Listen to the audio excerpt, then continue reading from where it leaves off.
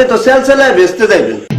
এইগুলো হচ্ছে ভেষধারী শয়তান, বুরকা পরে এখন হুজুরদের সামনে নৃত্য পরিবেশন করছে। কিছুক্ষণ পর বাসায় যাওয়ার সময় হাজী বংশের আবার নাতি হয়ে যাবেন। কনফার্ম জান্নাতি না, কিছুদিন এইভাবে চলতে থাকলে কনফার্ম জাহান্নামী হয়ে যেতে সময় লাগবে না। পেছনে বসে থাকে এই হুজুরগুলোই বাবার কেমন মাথায় দাড়ি টুপি রেখে এইসব নৃত্য পরিবেশন করা দেখছেন। পুরা তো হইছিস, বুদ্ধি না।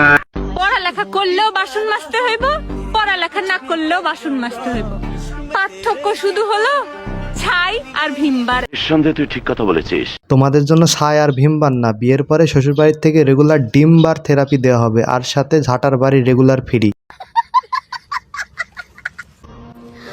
আমাকে দিয়ে কিচ্ছু হবে না সেটা আমি জানি, আমাকে দিয়ে কিচ্ছু হবে না সেটা আমি জানি। প্রতিবন্ধীদের দিয়ে যে কিছু হবে না সেটা আমরা জানি।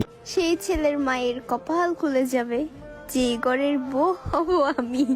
যেই ছেলের মায়ের কপালে আছে ঝাঁটার বাড়ি, সেই ছেলের মাই পাবে এইরকম টিকটক মারানি।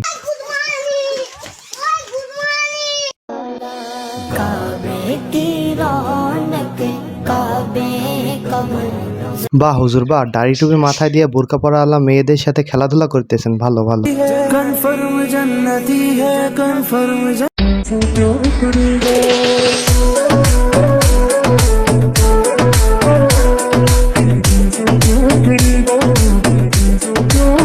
বাহ বাহ বাহ, উপরে ফিটপাট নিচে সদরঘাট, উপরে বোরকা পরে নিচে জিন্স পরে আপনি কি প্রমাণ করতে চাচ্ছেন? আমরা তো কিছুই বুঝলাম না।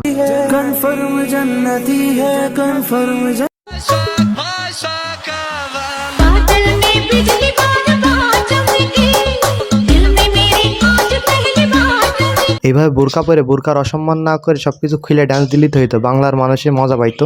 কথা কি ক্লিয়ার না ভেজাল আছে? মাল খাইবো এটাই স্বাভাবিক, মাল তোর মাল খাইবো এটাই। এইসব টিকটক ভিডিও দেখে একটা জিনিসই বোঝা যায়, কুকুরের লেজ কখনো সোজা হয় না, আর টিকটকারদের প্রতিবন্ধী মার্কা ভিডিও বানানো কখনো বন্ধ হবে না। আজকে ভিডিওটি এই পর্যন্তই ছিল। যদি ভিডিওটি ভালো লেগে থাকে তাহলে ফেসবুক পেজটি ফলো করে দিবেন, আর কেউ যদি ভিডিওটি ইউটিউব থেকে দেখে থাকেন তাহলে ইউটিউব চ্যানেলটি সাবস্ক্রাইব করে দেবেন। ধন্যবাদ।